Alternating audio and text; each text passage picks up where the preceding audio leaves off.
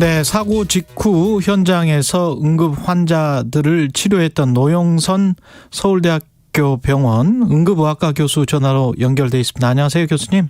안녕하십니까. 예.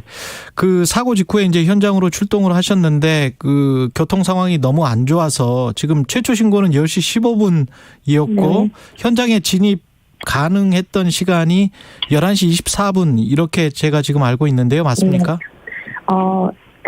네, 맞기는 하는데요. 예. 최초 신고된 시각과 최초 신고가 돼서 소방이 먼저 현장에 도착을 했고, 예. 소방 119 구급대원들이 현장을 보고 사상자 수가 굉장히 많아서 저희에게 이제 재난을 선포하고 재난으로 지원팀을 요청한 시각이 11시였습니다. 그리고 저희는 11시에 출동 명령을 받고 11시 20분, 23분에 현장에 도착을 했습니다.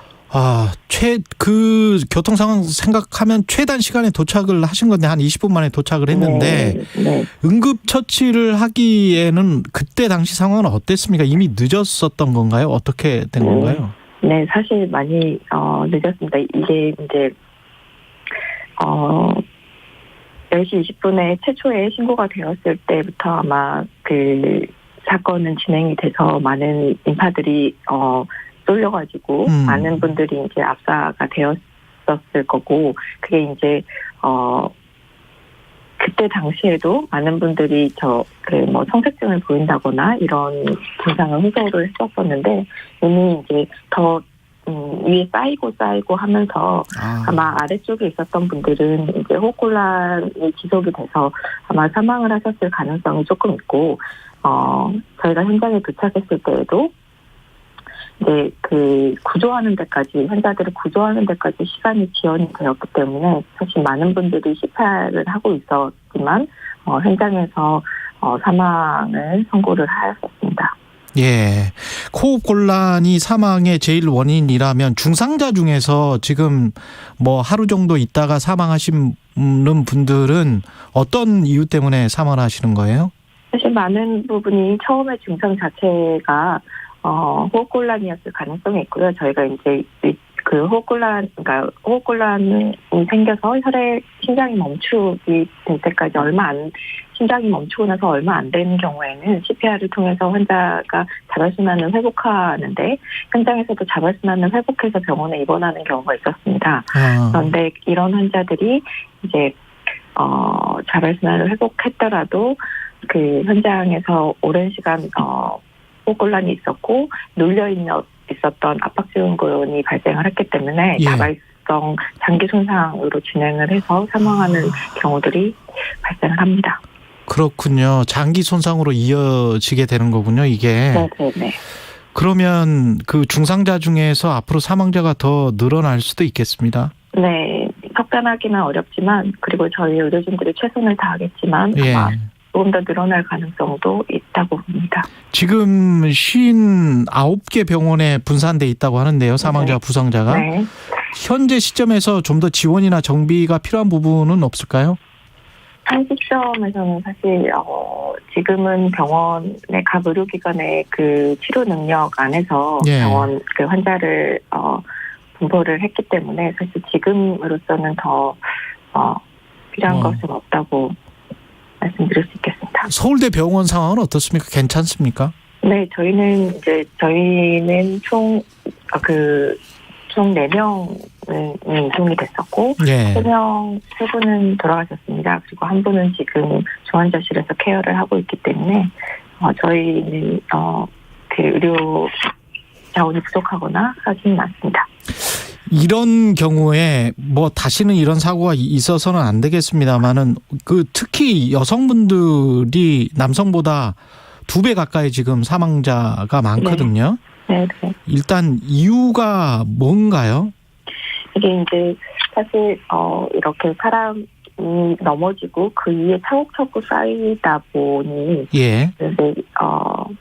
아무래도 압박이나 하중을 받는 게 여성분들이 키가 작고 이러면서 훨씬 더 흉부 쪽에 압박을 받았을 가능성이 훨씬 더 높습니다. 그래서 사실 이거는 신체적인 한계이기 때문에 여성분들이 많이 발생할 수밖에 없고 예. 이거를 미리 예방하겠다는 거는 어떤 방법에 의해서 방법이 없군요.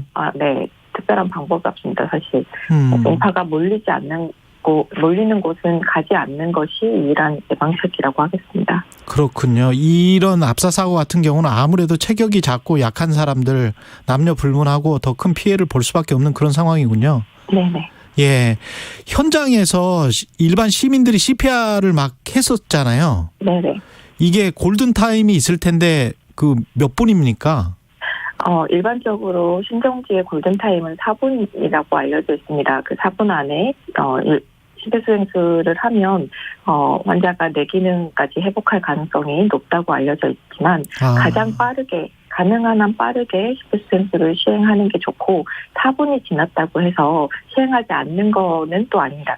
그 젊은 환자들 같은 경우에는 사실 10분 있다가 심폐소생술을 해도 뇌기능 회복까지 하는 경우가 간혹 있긴 하거든요. 그래서 작은 가능성이라도 놓치지 않으려면 사실 이제 환자가 명확한 사망의 징후가 없다면 현장에서는 의료진이 사망 진단을 하기 전까지는 일반 심폐소생술을 시행해 주는 것이 환자에게 조금 도움이 될 수 있다고 말씀드릴 수 있습니다. 근데 사고 난 부상자를 옆에 다가가서 이제 심폐소생술을 하기에는 좀 이제 겁나고 두려운 측면도 있잖아요. 네, 맞습니다. 예, 자신감을 갖고 이제 대처를 해야 될 텐데 그때 어떻게 해야 됩니까? 그 심폐소생술을 좀 쉽게 이해할 수 있도록 좀 설명을 해 주실 수 있으세요? 네.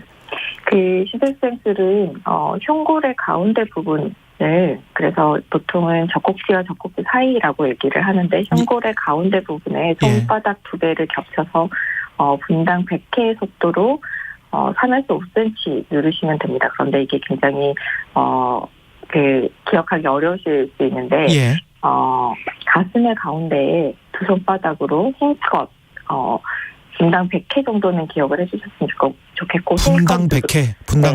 예. 분당 100회 힘껏 누르시면 됩니다. 이렇게 간단하게 기억을 하시면 좋겠고 근데 분당 100회가 생각보다 빠르지 않아요. 이게 심폐소생술 이게 이번에도 그 영상 같은 것들을 보면 일반인들이 심폐소생술을 굉장히 열심히 해주셨습니다. 그런데 저희가 보기에는 약간 속도가 빠르거든요. 이제 보통 현장에서는 대부분 다 흥분하시기 때문에 조금 속도가 빨라질 수 있는데 흥분을 좀 가라앉히고 분당 100회 정도로 압박을 해주셔야 다시 천천히 하는 이유는 다시 심장에 피가 모여야 그 피가 나갈 수 있습니다. 그렇기 때문에 약간 속도가 너무 빠르면 심장에 피가 모이기 전에 누르는 거거든요. 그래서 심폐소생술을 해주는 게 심장에 모여있는 혈액을 머리와 몸으로 보내주는 건데 그 기간에 심장에 혈액이 모일 수 있는 시간을 주시는 게 좋겠다. 이런 말씀을 드립니다. 그래서 약간 속도를 조금 조절해 주셨으면 좋겠다는 말씀을 드리겠습니다. 분당 100회라고 하면 제가 템포로 봤을 때 하나, 둘, 셋, 뭐 이렇게 하는 겁니까? 네네네, 맞습니다. 하나, 둘, 셋 이게 아니고 하나, 둘, 셋, 뭐 이 정도. 네네네.